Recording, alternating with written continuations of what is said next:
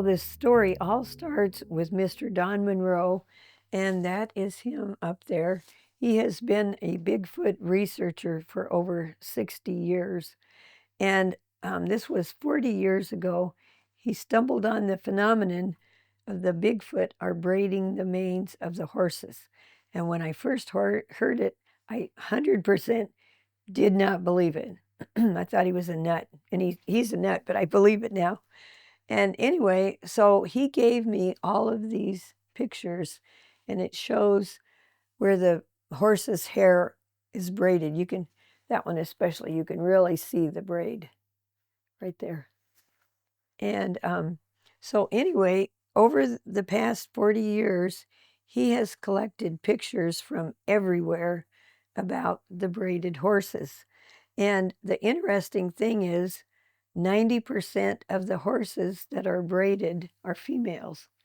And the females, they braid their mane and it's braided so tight that most of the time they have to cut that little piece of braid out because you can't get it untied. And if you look at this braid here, you can see where it's cut right across the top because they couldn't get the knots out. And a lot of them, that one there's cut also. And so anyway, out of all these braids, these are from all over the country. And these are northern Nebraska. And you can see there's the braid in her hair, female. And as I said, on the males, they braid their tail. So on this picture over here, the back of the horse's leg is black, but his tail is braided all the way down. So anyway, then Igor Burtsev, he is an anthropologist and he lives in Moscow, Russia. And he had kind of a similar experience. He first discovered the braided horses in the Caucasus region in Russia. And so if you look up there, that picture is from Russia. And you can see the braid that he's holding, and it's on her mane. And then when he came home, this was around Moscow, there's another horse with her mane braided. And so that got Igor hooked. And so he does investigations about the horses all the way from Russia, clear across the country to Siberia, and some of the horses around Ukraine and places like that. So he's been investigating the horses since 1965, long time. Then a lady sent me this picture. This is from Australia. And if you look, there's her two horses, and you can see it's obviously braided. This one is easy to say.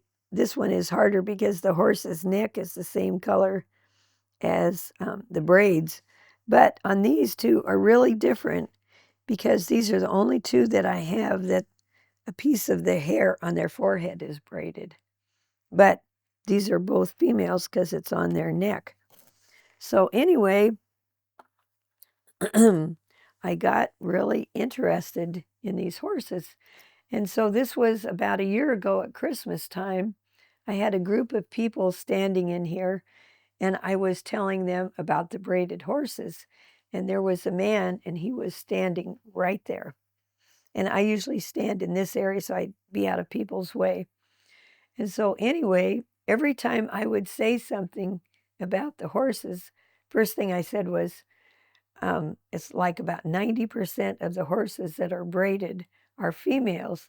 And this guy said, uh-huh, yes, sir, Bob. Yep, that's right. And everybody in here kind of looked at him, kind of chuckled. And so I went on and I said, and the other 10% of the horses that are braided are the males. And on the males, they braid their tail. And I said, I don't know why that is. And this guy says, yes, sir, Bob. Yep, that's right. Uh-huh. And everybody just kind of stopped. And they were all chuckling. And I stopped right where I was. And I said, you know every single thing that I'm saying about these braided horses, don't you? And he said, "Yep, I do." And I looked at him, and not to be insulting or anything, but I said to him, "Are you an Indian?" And he had the complexion, kind of, rusty colored skin and really, really, really black hair. And I said, "What tribe are you from?" And he said, "Sioux," which to us here in Nebraska probably means South Dakota. There's lots and lots of Sioux reservations up there. And so, anyway, so we were really talking. He was really interesting. And he looked over and he said, "This braid here, of all the braids that you have in this whole museum," he said, "this is the one that is significant to the Indians." And he said, "It does not matter what tribe they're from. If they see that, they know." And I said, "Why is that?" And he said, "You see this braid that goes right through the center?" And I said, "Yes." He said, "To the Indians, that signifies God." And I didn't know that. I was so happy he told me. And he said, "And then the braid on this side, that signifies a man, and this is a woman." And so he said, like in the Bible, in Ecclesiastics, it talks about where two or more are braided together, there's God in the center. And a lot of people in their weddings, they will say that verse. And he said, that's what the Indians say. They know it right there. And so I was really happy he told me because I never knew that.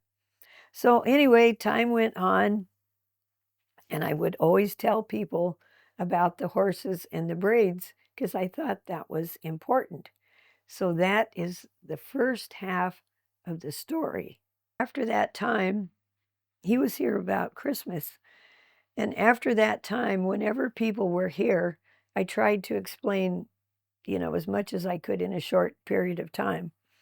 And so now this happened 3 years ago. It was Memorial Day weekend. 12 days after that, three ladies came to the museum. And I was out in this other area, and I was greeting people. And I always like to say, "Where are you from?" And they said, "Garrison, Nebraska," which was a little town. I never even heard of it. It's really close to Lincoln, the state capital, about 15 miles. And the other question I always like to say, "Are you girls Bigfooters?" And they go, "No, no, no, no, no, no. We don't like any of that stuff. We don't even know one single thing about it." And I said, "Well, how did you happen to end up here?" And she said, "We're all three widows, and we decided we're going to have a ladies' day out." And I said, "Well, that's a good idea." I said, "Take me with you." No. And so anyway, I said, "Well, how did you end up here?" And she said, "Well, we got up really early in the morning, and they went someplace for a nice breakfast. And that was nice. And then they went shopping." And she said, "And then we came here." And I said, "Well, how did you happen to come here?" And she walked right up to me and she said, "Because we heard that you were weird." That's what I did too. I laughed and I said, "That's the best compliment I've had all day." It really was. And so, anyway, I had just told him the story about the braided horses. So at that time, that was the end of the museum. They had seen everything. So they walked straight out the door and they were going to leave. And every time I looked out that door, I could see on the driveway that this one lady was just standing there. And it was so strange. She was standing there like this, and she was like this. In the meantime, I had people coming and going, and she was still standing there. And I was starting to get worried about her because I thought maybe she was sick or, something was wrong. I didn't know. And all of a sudden, she came walking right back in. And I was standing with my back against the table. And she came right up to me, right up, right like this. And she said, "I have a story to tell you." And I said, "Well, that's okay." She said, "I am not going to tell you the story at all. I'm not wasting your time, and I'm not wasting my time if you don't believe me. And I said, that's okay, you can tell me. I do. I hear a lot of weird stories here, you can imagine, about everything. And so I wanted to tell you the story that she told me because this is the grand finale of weird, I think. And so I was standing there and I had my back against the table. And she said, well, we're from Garrison. It's down by Lincoln, a little dinky town. They only have 54 people in the whole town. But it used to be a nice little farm town, but gradually over the years, the school closed, the bank closed, the post office closed, the Catholic Church closed. It's just a few retired people that live there. And she said, but this is really weird. What happened? And so I said, okay, well, go ahead. I mean, she had me interested. And so there was a oblong rug there. And she said, the town is kind of like this. It's sort of oblong. And down on this end, it would be the southeast end was their little cemetery. And there was a little tiny creek, and it came from, just a few miles away. It started as a spring, and the little creek came up, and it made kind of like a half circle, and it went right around the cemetery, and it came up this way, and that was where it ended. That creek is probably maybe 5 miles long altogether, not very long. And so anyway, what happens there every year is that the 2 weeks before Memorial Day, all the people that used to live in Garrison, they come back. It's a tradition. And they would clean that cemetery. It was so perfect. And they would cut the grass and they would edge it and they'd mulch around, the signs and trim the big trees. They did everything. It was absolutely perfect, except for that year.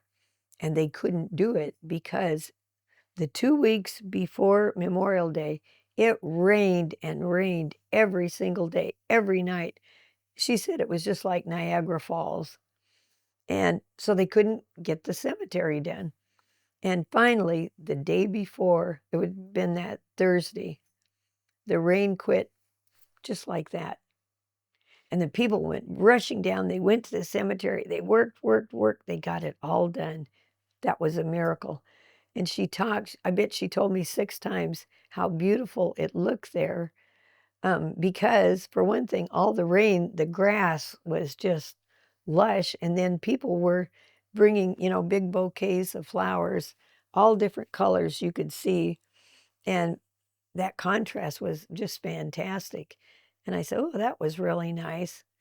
And then she said, but the weirdest thing happened. And I said, what's that?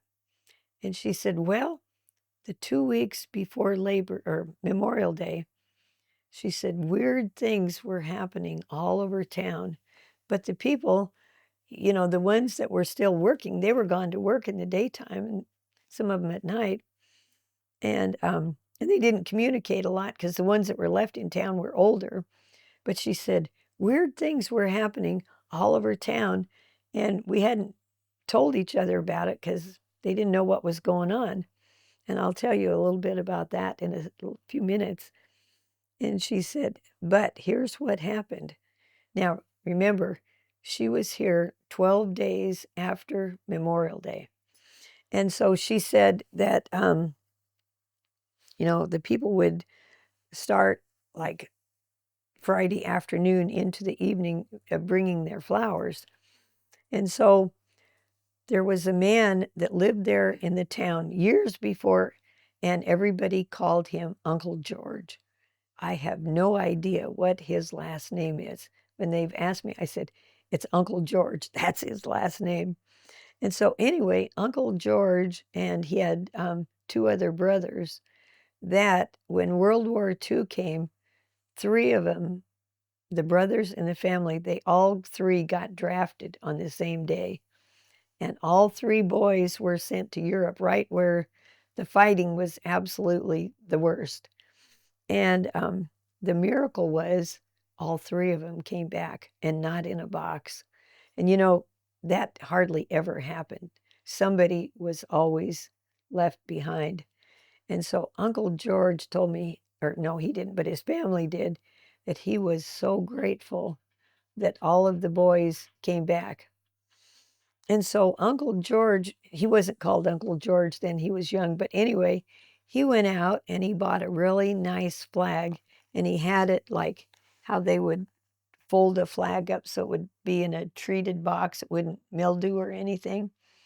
And so he went to the cemetery board and he said, I have a gift for you. And he said, and there's no strings attached. He said, I wanted to give you this flag for the cemetery. And the people on the board said, that was really nice and thoughtful.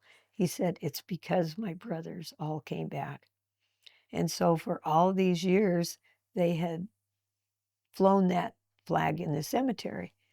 And Uncle George said, there's only one request I really hope you will do. And they said, what's that? He said, well, two things. He said, first of all, I'll take care of it for you. And they said, what do you mean by that? He said, oh, that's simple. What I mean is on the days that you want the flag put up, I will put it up and then I'll take it down. And you know what? He did that the whole rest of his life. He fulfilled his promise. And the other thing that he said to them was, this is a request, but again, you don't have to do it. It's okay.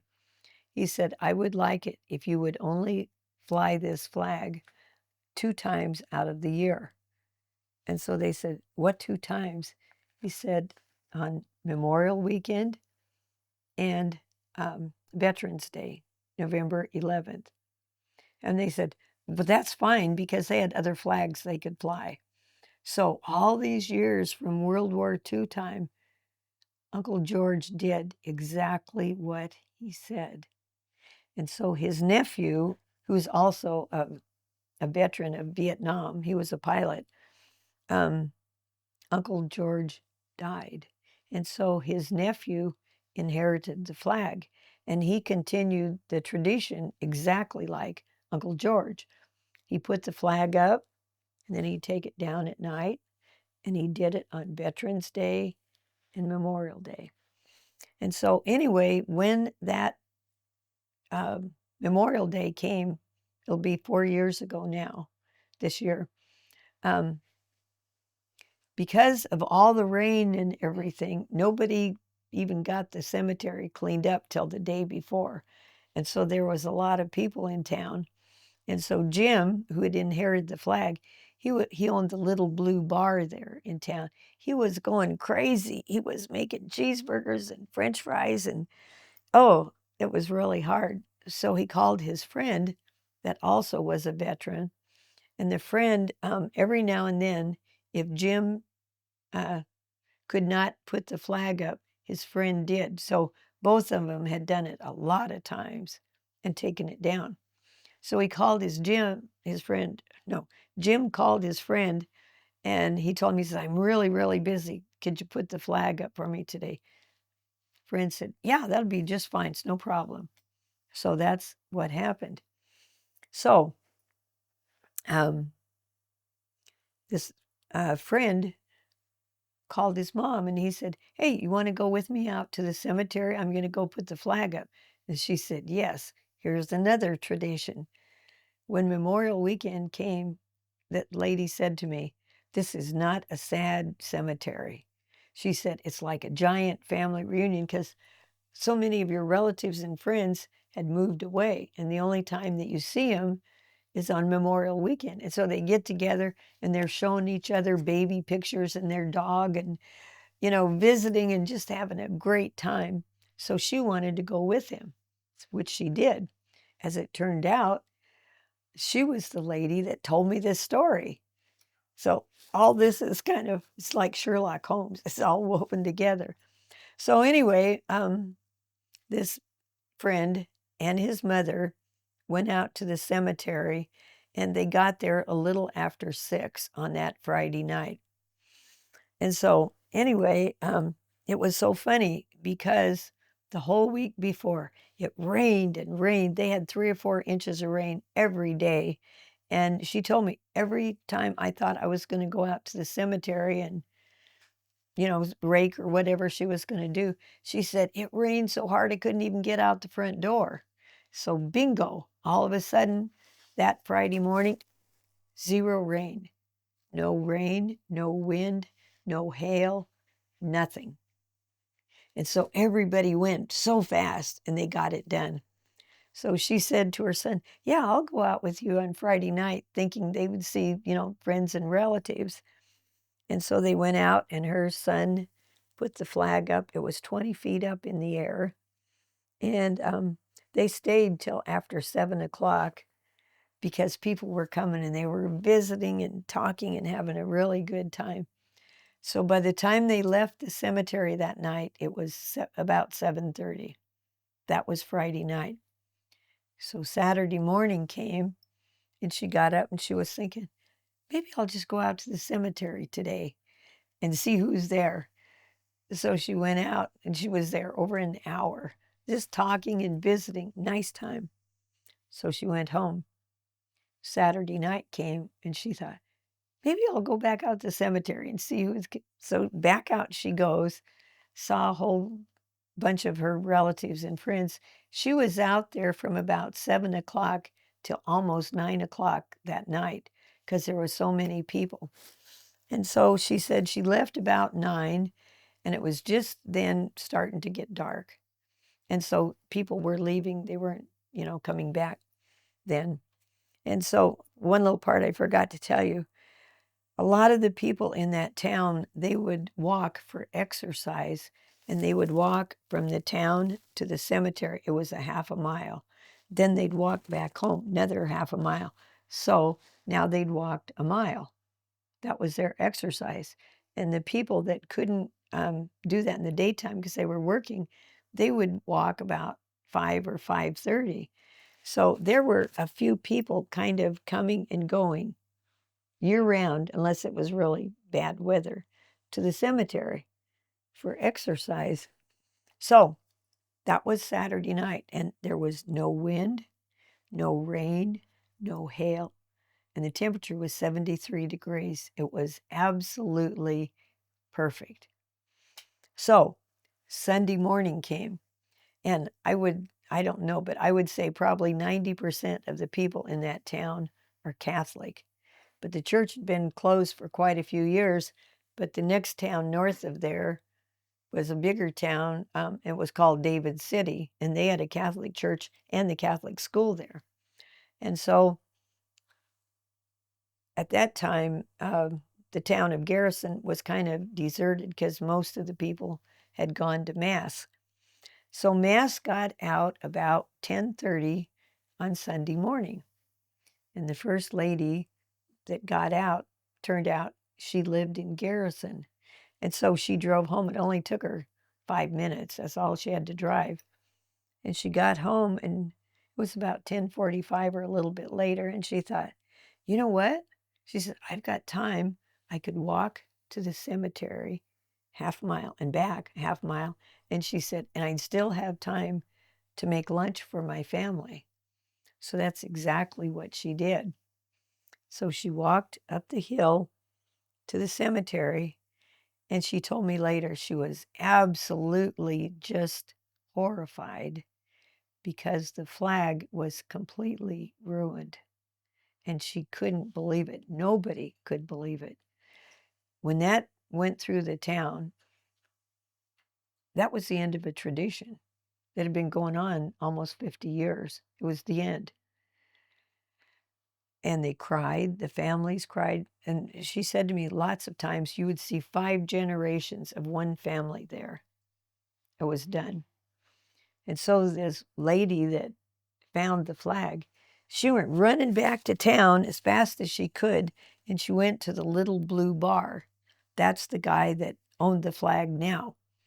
And it also happened that was her dad. So she goes running in and she said, Dad, have you seen the flag? He says, yeah, I saw it last night. It was fine. She goes, it's not fine today. It's ruined. And her dad said, no, I just saw it last night. It's okay. It's fine. They didn't have any wind, no rain, no hail. They had nothing. It was perfect. And it was still 73 degrees. And she said, Dad, I am telling you, it's ruined. And he just couldn't believe it. They both went running back to the cemetery. And Jim, who is now the present owner of the flag, he said, I just stood there. He was so stunned. He said, I just stood there and looked at the flag. And she was right. It was ruined. Somebody overnight, because the last people left about 9 o'clock, and she was the first one there about 10:45 on Sunday morning. Overnight, somebody had taken that flag, and like the stars are here, and then the stripes go like this. Somebody had torn the flag in strips clear to the end. And then after they did that, they took those strips and they braided them together, and they were braided so tight you could not get the knots untied. And that's how it was hanging there. And what they thought originally was, first they thought vandals did it. And they were trying to think, who would do that? Everybody in that town, 54 people, they were like a big family. Nobody would have done that, ever. And they just couldn't even imagine it. But anyway, in the beginning, they thought they would untie these knots, and then they were going to try and kind of spread the flag out so they could still fly it. But they couldn't, because they couldn't get it untied. So when Jim got to the cemetery, he told me, he said, I was so shocked. He said, I just stood there and looked at it. He was really shocked, and so was everybody else. Finally, he was starting to get angry, and so he and his daughter took the flag down, and you know how they fold it kind of like in triangles? They folded it up really nice, and they put it back in the box. And he said, I'm going to take this flag to David City. That's where the sheriff's department was. And he said, if they ever find out who did this, he said, I'm going to press charges. And see, if that would have happened, it would have also been a federal offense. You cannot tear up a flag or burn it. That's federal. So if they caught who did it, they would have been in trouble with the government. But if Jim filed a complaint against them, that would have also been a civil lawsuit. So whoever did it, they were going to be in big trouble. So Jim and his daughter took the flag over to the sheriff's department. And as it turned out, the sheriff was out someplace in the county on a call, but the deputy was there. And so the deputy said, just go to that next door room. And they had a long table there in case of some kind of a disaster, that the sheriff and all the deputies could sit around the table. And so the deputy said, just go in there and lay the flag down. And he said, and I'll come and look at it. So Jim said, okay. So he and his daughter went in and laid it out. The deputy walked in and he looked at it and he goes, that's no big deal. He said, I've seen a lot of flags like that. He said the wind did it. And Jim went, no, that was not the wind. He said to him, we didn't have any wind last night. We didn't have any rain. We didn't have any hail. We had no storms. And the temperature was still 73 degrees. So the deputy, he goes over and he looks at it again and he goes, nah, he said, the wind did it. And that's all he would ever say. And Jim was sitting there, nope. But there was nothing he could do because the deputy would not give him the papers that he could fill out in the event that they caught whoever it was. So there was no case. So Jim and his daughter just took the flag and they folded it up like they always did. They put it in the case and they left. And that was the end of the story. And it just hit that town like a bombshell. It was really bad. And so it was 12 days later, exactly, that this lady came and told me that story. And I just heard it. And I was just standing here. I was getting so angry because I hate vandalism and stuff like that. It was so stupid. I could just feel myself. I was getting angry. And so then, as Paul Harvey used to say, here's the rest of the story. So that lady told me, and I said, God, that was awful.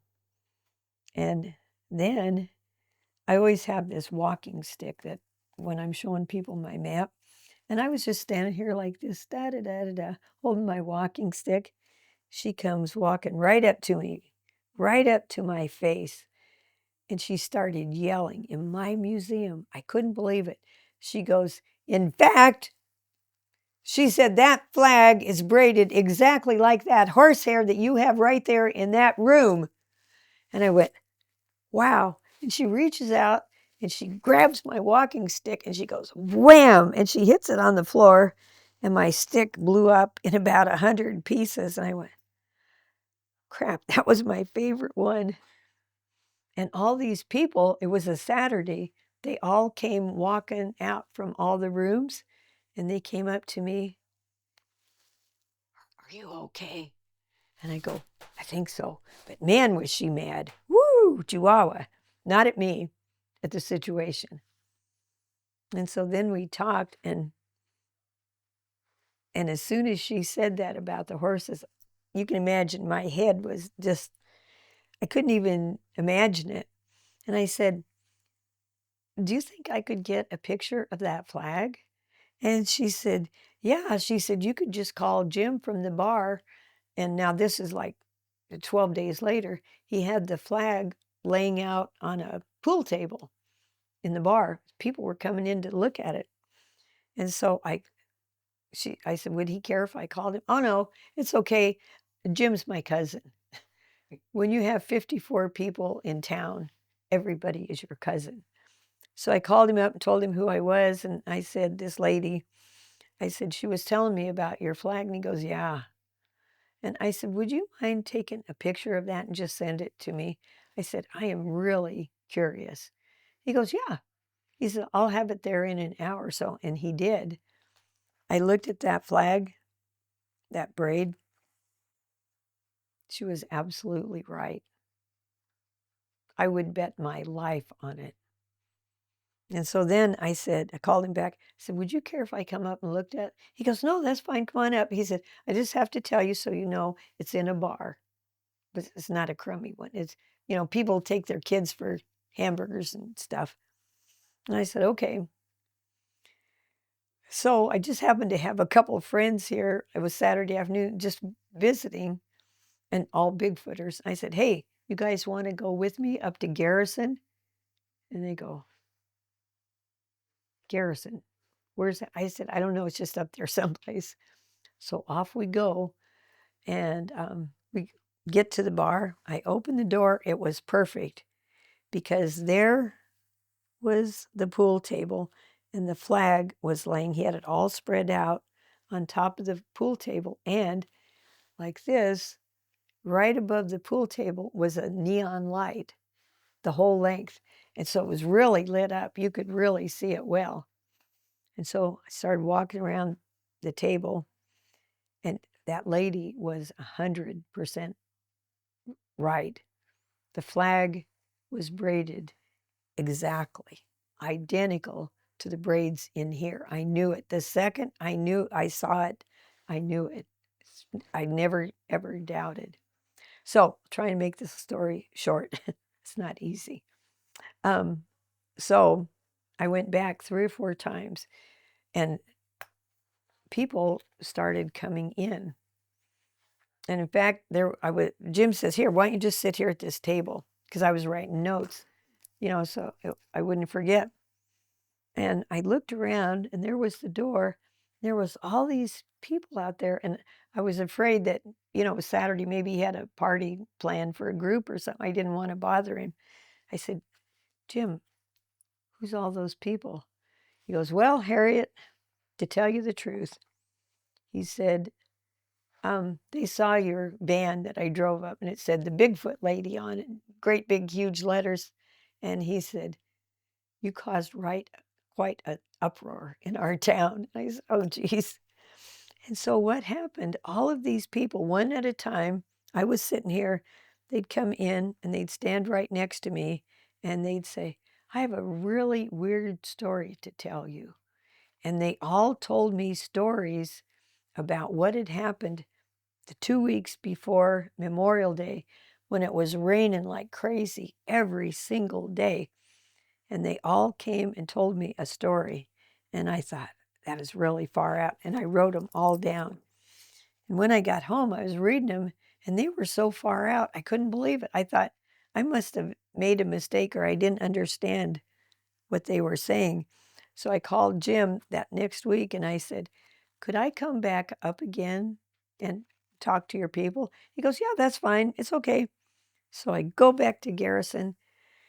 They tell me the exact same story verbatim. And I went through and I said, I wrote it exactly the way they told me. And so I went home again. I kept thinking about it. I thought, there's something wrong here. So I go back for the third time. And finally, I said to Jim, would you give me that flag? He goes, oh, no, I couldn't do that. I couldn't. They had it scheduled to be burned. And I said, oh, you can't burn this flag. I said, I don't know how or why, but this is a piece of American history. You can't burn it. He goes, I don't know. So about a week later, they called me up and they said, why don't you come back up to Garrison? And I said, okay. So I go back and I learned afterwards that the whole town had got together and relatives and the cemetery board, and I don't know who all, and Jim, to decide if they would give me the flag. And the lady that told me the story, she came over and I was still sitting at that table and she bent down and she said, Harriet, they're going to give you the flag. I went, woohoo! Hallelujah. They gave me the flag. So the bottom line is the flag is out in this other building.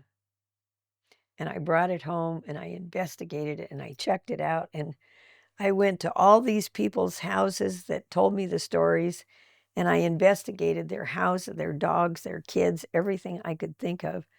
And I didn't know at the time that the notes I was writing was going to end up to be a book. I did not plan on a book. So I'll end this, but I just want to show you one thing. And this is maybe the biggest mystery of all. That's what the newspapers called this, was Nebraska's biggest mystery. And I think it is. So Tamara, did you meet her at the conference? She is a professional research analyst in Omaha. That's what she does. And it's so funny. Whenever she calls me, it's like this. She'll say, Harriet, you'll never guess what I found. And I'm going, Tamara, you're not kidding. I couldn't guess in a million years what you find.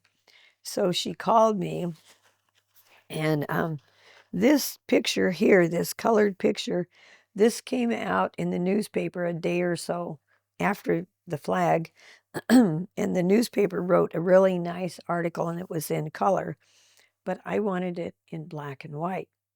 So I called the publisher and I said, would you give me permission to put that picture in my book?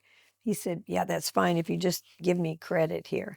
So, which I would have done. I don't like plagiarism. So I had this. So here's what it said on the heading. It's kind of hard to read here. It says, Garrison, Nebraska flag 2020. It says something on May 24th of 2020 tore the flag into small strips and braided them. That was the heading. And at that time, that was just a day or so after. Nobody had any idea how that could have happened. And I wasn't even in the picture then. So what Tamara found was, if you look at this, it says the Washington, D.C. flag, 1917. And here's, it says on the front page, oh, by the way, That's the capital of the United States. And this building here, this is the United States Senate. And that night, they had a dinner dance for the senators and their wives in this Senate building. And the last people left about 2 o'clock in the morning. And so then these guys got to work probably 7:30 or 8 or something like that. So here's the heading here. It says, a windstorm on January 16th, 1917, tore the flag into small strips and braided them. Tore the flag into small strips and braided them. What are the odds of that happening? So I called Don Monroe up there, and I told him the story. And I told him about this headline, and I could guarantee you, I thought he was going to have a heart attack. Again, I got yelled at. He goes, Harriet, do you realize that this flag was braided 103 years before this one, and they are absolutely identical? And I go, I never thought of it. I was so shocked when she told me that. I didn't do the math. And so then Tamara went back and went through she found the Washington Post newspaper. And so there's the article, and there's the guy that took the pictures. There's their flag, and it's torn into strips and braided exactly like ours. If I didn't tell you, you would not know that it wasn't the same flag. And there it is there. It was like Garrison's. No doubt about it, it was ruined. And so then Tamara kept going. And back here, there's the weather report for that weekend. No wind, no rain, no hail. It was perfect all the way through. And she has the speed of the wind, and there's all the maps of the weather. It was perfect. So she proved everything that I had written about. And that was from 1917. So what are the odds of that happening? And so that was well, at that time we didn't know about Washington, but that was the story that she told me. And I tell you what, that just turned my whole world upside down, because I interviewed every single person personally myself, and I took all the pictures. And I can't type, I don't know computers. So I would take my pictures and I glued them on a piece of typewriter paper, and I wrote it down, and I said, Tamara, this is what you write. Here's the picture. And I have an arrow. And so she made this book, and it tells all the way through all the people that got involved in this and all the investigations. So they ended up that they gave me the flag. And so the bottom line is, it is in that other building. And I was wondering if you would like to see it, because if you don't see it, you will never believe it. This is our building where we have the flags. So you can just enter and go to the right.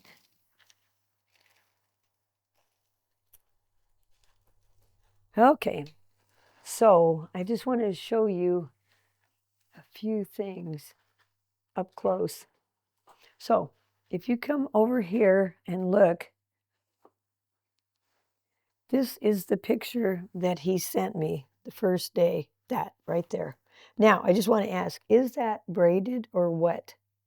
You think so? Alrighty, now, I had this laying on a table after I brought it home, and I'm certain I walked around it 40 times. That knot up there is so hard and it's so tight that when I first got it, I thought there must be a rock inside, and they'd wrap, the material around. Or I thought either a rock or a little chunk of cement or something, but it's not. It's all braided. See this? This is a windsock. And a lady out there in Oregon, I don't know, I forget what town she lived in, her son has a company, and he makes wind socks for sale. And they kind of live on the edge of town. Well, first, she saw this newspaper article about the flags. I think it was the article from the book or either their newspaper. Anyway, it came out in their paper. It was Associated Press, so you could share it. But they never got the article until about the middle of October. And she thought, boy, that's really cool. So she took the article out of the newspaper, put it on her bulletin board in her kitchen, and had it there about a week. And her son came in. He lived with her. He was, not a kid.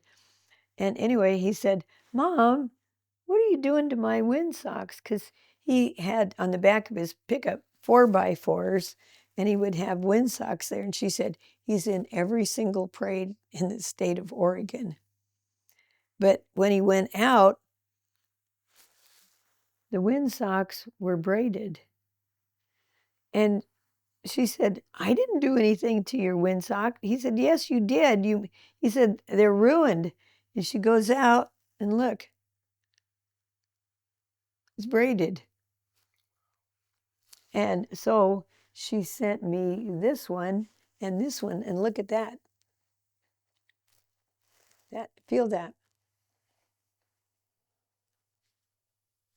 Is that not braided? Yeah, that's definitely braided. Yeah. Unbelievable. So she called me and we talked. I said, how did that happen? And she said, well, I'll give them to you. I'll send them to me. So I said, okay. And I went, man, you're right. Absolutely right. They're exactly identical to the flag. And about 2 weeks later, guess what? She sent me this one and that one. 2 more. And about a couple of weeks after that, they had a little garage and they kept their truck there. She went out and to go to town, and there was some big footprints because it had just rained right around the outside of their garage. 1,500 miles west of here. So now look at this. Feel that? Can you see why people can't get it untied? Yeah. It's just, and on almost all of these, I don't know what the significance is, but they put a loop like that. And even these have a loop. I don't know what that means. But anyway, that's why you can't get it untied. And when it's like that on a horse, feel that right there. That's the way there too. That's why they have to cut that little piece of hair off. So now I've got to show you the Academy Award winning flag of all time, I think. So let's come around this way. Now, you could come and just take a hold of that. Wow. I mean, that would take a lot of hand strength. Okay, take hold of that one. Yeah. Okay, take hold of that one. Oh my goodness. And that one. Oh my goodness. And that one. Yeah. I mean, that is some... You start down there. Not only is it a lot of strength, but a lot of dexterity. Do you think you could untie it? No. I don't think so either. Oh my gosh, it's like rock. I know. Some good tying, not tying skills. Yeah. So anyway, right now I have 51 flags that are braided. But they're all identical. And look, there's another loop on the end right there. I don't know what that means. So now here's part 2 of the story, and I'll try and shorten this. So 1 year later, to the day, Jim from the Little Blue Bar calls me up, and he said, Harriet, guess what? People always start their sentence like that with me. And I said, what? He said, you've got another flag. I said, oh, I do not. He said, yes, you do. I said, oh, Jim, you're kidding me. He said, I am not kidding. You got another flag. And I said, okay. So I'm out in my car, off to Garrison. I go again. This was exactly 1 year to the day for this second flag. And Garrison has really only got like a block or so this way, like this little town. So the little blue bar is right here on the corner, and there's a gravel road right here. And on this side, there's a grain elevator. And it's one of those kind, they're newer, they look like they're made of aluminum or something like that. And so anyway, in those grain bins, they have to keep a really close watch on the temperature, because if it gets too warm, those little bugs like you've seen in your flowers sometimes, that'll ruin a whole grain bin, which is a lot of money. And so they go over and they take the temperature all the time, and they can, I don't know what they do, change it. So anyway, the manager of the elevator went over on that same day as the year before. And on that grain bin, there's cement. It's 8 feet up, this tall. And then from the cement on up, 100 feet, it's aluminum. So the manager goes over to check the temperature of the corn, and he looks up, and he has a flag on top of the grain bin that is on a 20-foot pole, and it was braided. Exactly like that one on the other side. And so the guy goes over, climbs this ladder 100 feet up. Then he has to go to the flag, and it's another 20 feet, and he takes it down, and he just walks across the little dinky road of gravel. And this is so funny. He takes it over to Jim, and I don't know if this guy thought it was black magic or witchcraft or I don't know what, possession or something. And he takes the flag over to Jim, and he goes, you guys know all about flags. And he goes, here's a flag, and here, you can have it. You guys take that flag. He said, I don't want it. He said, oh, the hell with it. And off he goes. So that was flag number 2. And since then, every time it's Memorial Weekend or Veterans Day, they have a ceremony there. If there's any flags that are, beat up from the wind and sun bleached, then they burn them. And so now they invite me down every year, and they show me the flags. That's where I got all of these. I now have 51 flags, but I've got one from Colorado, I've got one from Kansas, and one from Missouri. So I think that's pretty strange odds that they're all the same.